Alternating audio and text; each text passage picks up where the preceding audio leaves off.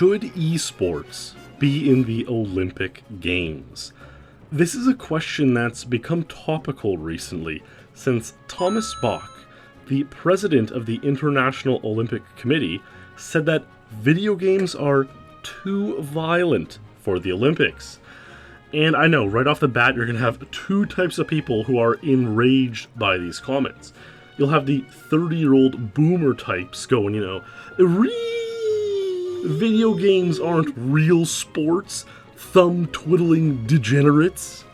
And you'll have the, epic gamers getting triggered by any association between violence and gaming. But both of these views are missing the point. That being, video games, often centered around shooting or slicing your enemies to defeat them, are more violent when compared to Olympic sports in the eyes of President Bach. But what sparked this comment? And are video games really more violent than events already on the Olympic program? If there's one thing I enjoy talking about as much as video games and speedrunning, it's sports and the Olympics. So I thought we could toss around some thoughts and ideas responding to President Bach's statement on esports in the Olympic Games. Let's just dive right into it. Here we go. Holy sh! So why did President Bach feel the need to make this comment about esports at this time? Well, you see, last month, this little multinational sporting event took place in Indonesia called the 2018 Asian Games. And it's not really so little.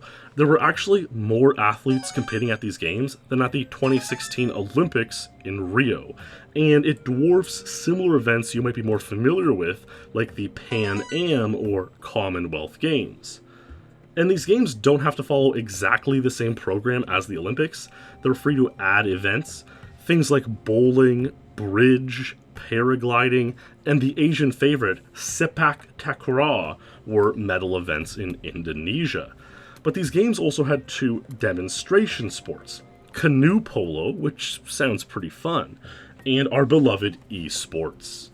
Now, a demonstration sport is basically when the Olympics or other multi-sporting event wants to, demonstrate a sport as a way to promote it for future inclusion in the event.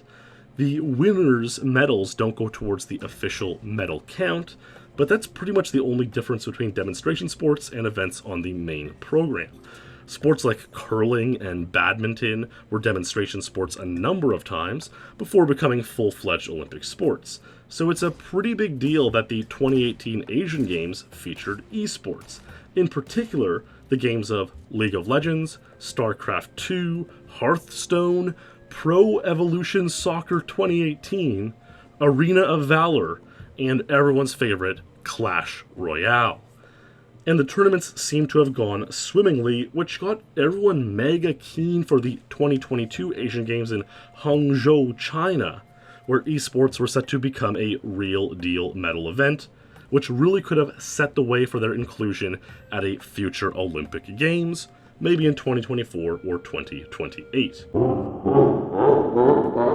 But not so fast. You see, the status of esports at the 2022 Asian Games has since become somewhat questionable.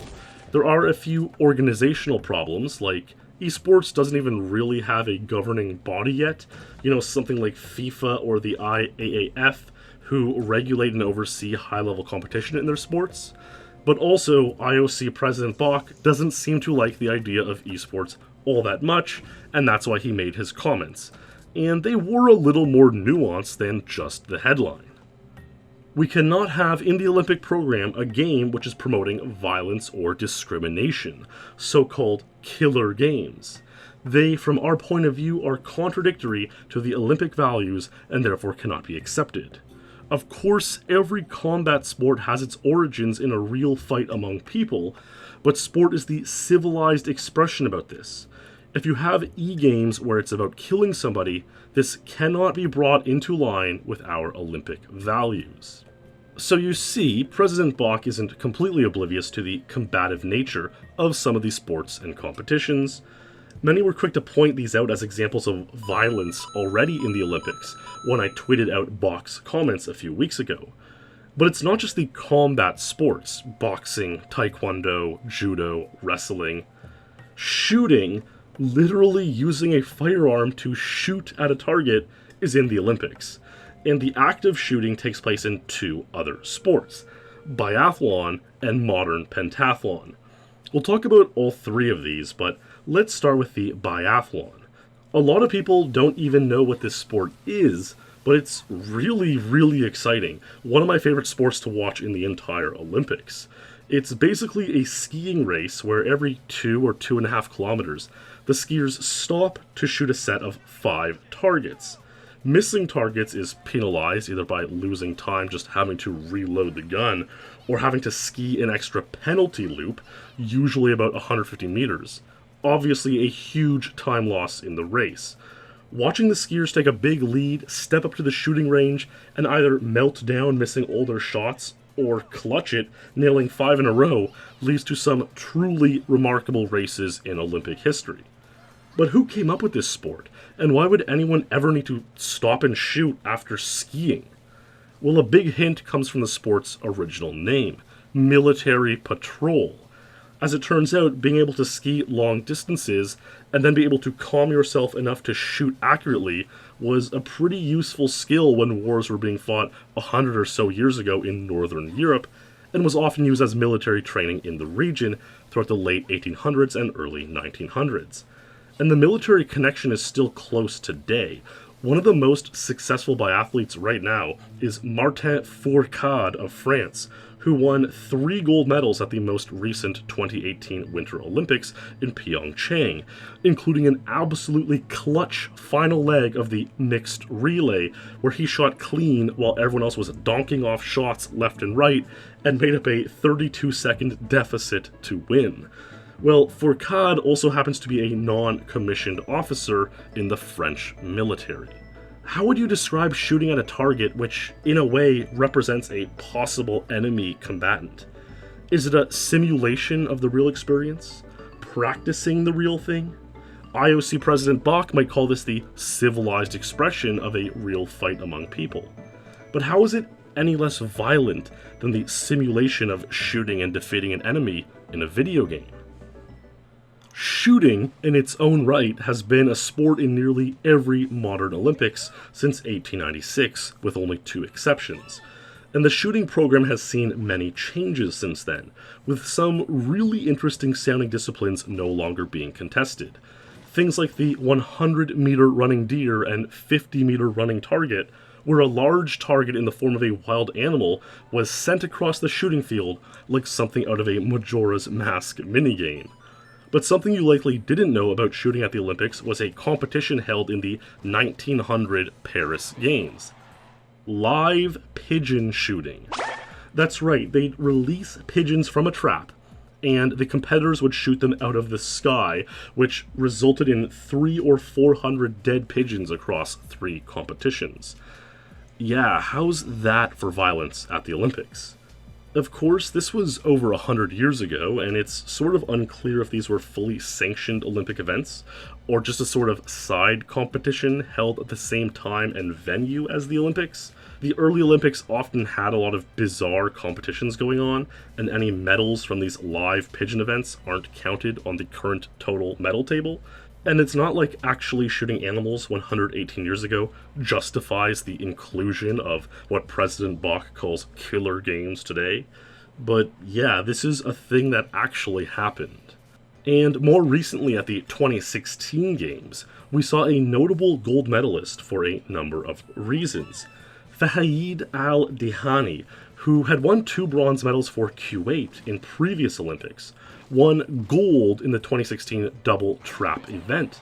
However, he was competing as an independent Olympic athlete under a generic flag because the Kuwait Olympic Committee was suspended for governmental interference, which is another story unto itself. He was 51 years old at the time, which makes him one of the oldest gold medalists, especially in recent Olympic history. And he is an officer in the Kuwait military. Another example of men winning shooting events at the Olympics who come from these military backgrounds, trained to shoot in these sort of violent endeavors. Clay pigeon, biathlon target, virtual character on a computer screen? Where do you draw the line on what is too violent for the Olympics. And lastly, we'll talk about the modern pentathlon, which anyone who isn't a complete Olympic nerd might not know much about. But it's a multi-sport event that debuted in 1912 involving swimming 200 meters, cross-country running 3,000 meters, having an épée fencing tournament, show jumping on an equestrian course with a randomly drawn horse the athlete has never ridden before, and pistol shooting. These sports were literally handpicked to simulate being a cavalry soldier in the 19th century. The sport has sort of become an Olympic staple, even though there have been various attempts to remove it from the games because, how many people actually participate in this sport? I couldn't find any numbers on it. But the point is, it's a competition designed after being a good soldier involving shooting and fencing, and is widely celebrated in the Olympics. That reminds me, now would be a good time to bring up that IOC President Thomas Bach himself literally won a gold medal in the team foil fencing event at the 1976 Olympics. So here's a guy who competed in a sport where the goal is to hit your opponent with a large sword, suggesting that video games are too violent for the Olympics. But here's the thing, I get where he's coming from. There is something that does feel overtly more violent about sniping headshots and going for pentakills in a video game than shooting out targets in a field, no matter the history behind it. Bach suggests that your bounce pad, no-scope victory royale is an uncivilized expression of competition and does not fall in line with Olympic values. Maybe it's just a traditional sentiment, but shooting out clay pigeons or mechanical targets just feels more refined and within the Olympic spirit. Now, there are some esport games that don't have violent ways to defeat your enemies. Rocket League was tossed around as a good example of this. And for what it's worth, I do think esports being added to the Olympics is an eventual inevitability. They're just becoming way too popular to be ignored for much longer, and as they become more and more mainstream, and officials in the IOC become younger, and the Olympic values morph and change, I really think it will happen at some point. There are a lot of steps and criteria for anything becoming an Olympic sport. How many people play the sport and in how many countries are two significant factors. Now, the numbers in this part vary wildly, so I'm going to use the estimates I found that seem the most legit. But the most commonly played sports in the world are football and badminton, with over 200 million players. Basketball apparently has over 20 million players in the United States alone. 27 million people play handball, which might be a surprising number for any North Americans out there. And the IIHF claims about 1.7 million people play ice hockey, the sport I grew up playing. And even this dwarfs the number of participants in other Olympic mainstays like luge, fencing, or modern pentathlon. I couldn't even find numbers on these. But now consider some esports numbers. Overwatch claims to have had 40 million players in May of this year. Fortnite claimed 125 million players in June of this year. League of Legends claimed 100 million players in the year 2016. China's favorite, Arena of Valor, apparently has in excess of 200 million players. Obviously, there's substantial overlap between players of these games, but I think you could conservatively estimate that among all games you could put under the esports banner, there might be 500 million players worldwide, putting esports on par with, or beyond, even the most played traditional sports in the world. The last thing I want to touch on very briefly is the physicality of esports compared to Olympic sports. Now, I'm not the kind of guy who goes on about how, e-athletes train 15 hours a day and risk severe injury and all that. You could say the same about pretty much any manual labor job, and no one is advocating for carpeting or roofing to make it into the Olympics. But there is one discipline in the sport of shooting, 10-meter air pistol. Now, I can't show footage because Olympics are, pretty much as bad as Prince when it comes to claiming their online content, but I'll have a link in the description of the 10-meter air pistol final from the 2012 London Games. If you've ever fired an air pistol, you know these things have barely any recoil, and certainly aren't a physical challenge to operate. And I don't want to take a dig at these guys. They're impressive and deadly accurate, pun intended. But how much more physically challenging is pointing and holding an air pistol, accurately aiming towards a target, than, say, precisely moving a 400 DPI mouse while coordinating hundreds of keyboard actions per minute? Just something to think about. It won't be at the next Olympics, 2020 in Tokyo, and maybe not at the 2024 Games in Paris. But I do think we'll see a day where e-athletes are competing in esports for e-Olympic medals, and maybe that's what it'll end up being. A separate multi-game international competition. You'll have the Olympics, the Paralympics, and the e-Olympics. In any case, even if we can't watch our favorite esports personalities competing in League of Legends or Overwatch for Olympic medals in 2 years' time, us Canadians will still be able to watch our hometown hero, XQC, go for gold in synchronized swimming.